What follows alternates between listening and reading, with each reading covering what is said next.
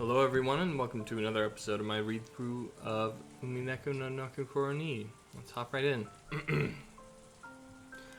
Shannon entered the entrance hall to the mansion with a tottering gait. Her chest was filled almost to a bursting point with a mixture of exaltation and uncertainty that she couldn't easily describe. After stopping for a second in front of the servant's room to take a deep breath and calm her heart, she opened the door. Inside, Goda, who had just been ordered to take the midnight shift at the mansion tonight, was absorbed in an old, worn-out crossword puzzle magazine. He looked up for an instant to see whether one of the family had come, but when he realized it was a fellow servant, he returned to his puzzle as if nothing had happened. I was told by Genji-sama to help you. Oh, really, that will be most useful. I was about to go make the rounds to close up the mansion, but I was in two minds whether I should leave this place empty. After all, the meeting Krao-sama and the others are conducting appears as though it will continue for some time. They might order some tea at any point. That's true. Then what shall we do?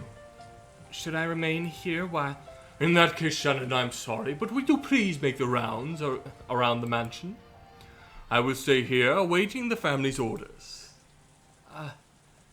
Yes. Shannon felt a twinge of annoyance. Despite the fact that she had come here to help out as a favor, she was being forced to do the job of the person actually on duty as though it were natural. Furthermore, after one-sidedly forcing that task on her, Goda had once again gone back to his magazine and become immersed in his crossword puzzle. For the time being, as a sign of respect for her elder, Shannon bowed her head and she left the room to make the rounds. Getting a little angry had enabled her to bring the airy sensation she'd been feeling until now under control a bit. Besides, she couldn't show this kind of face to Genji or Kanon. Until her heart was able to calm down, she wanted a little time to herself, and maybe going around the mansion wasn't such a bad way to do that. From the dining hall, she began to hear the tumultuous voices of the family discussion.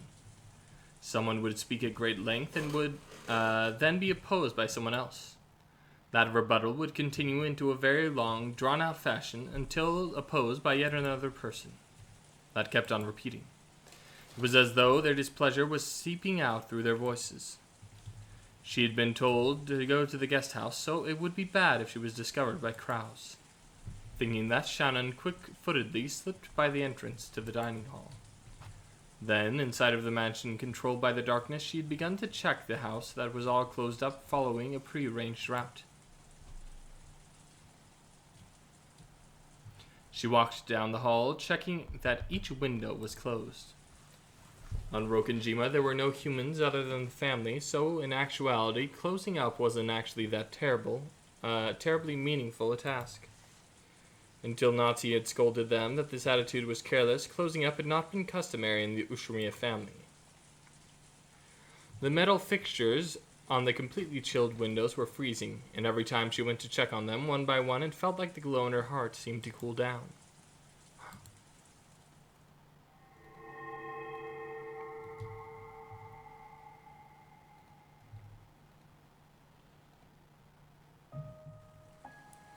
Just then, she thought she saw something flickering across the hall. Flickering? Something like that shouldn't be visible beyond the darkness of the hall.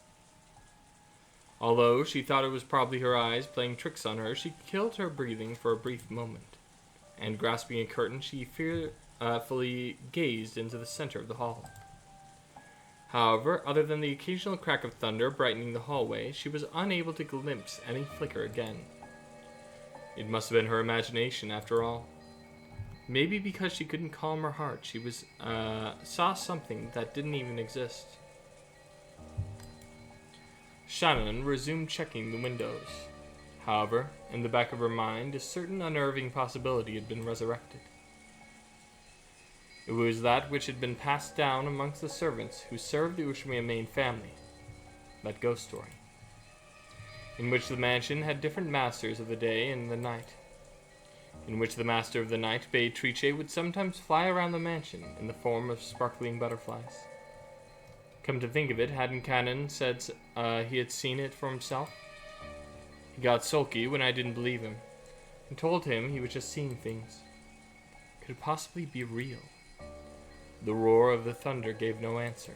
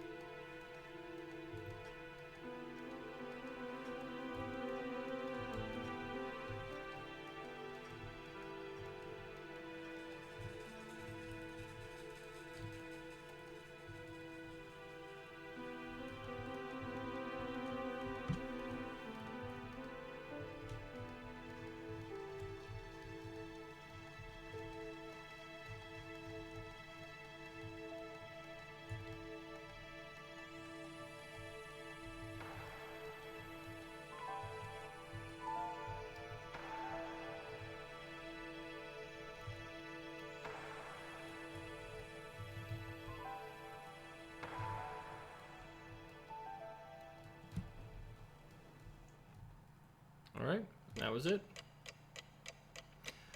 Let's see here. So next time we will be reading The Sacrifices Chosen by the Key. The second day, October 5th, 1986. Alright, awesome. Thank you all for joining me once again. And I will see you all next time.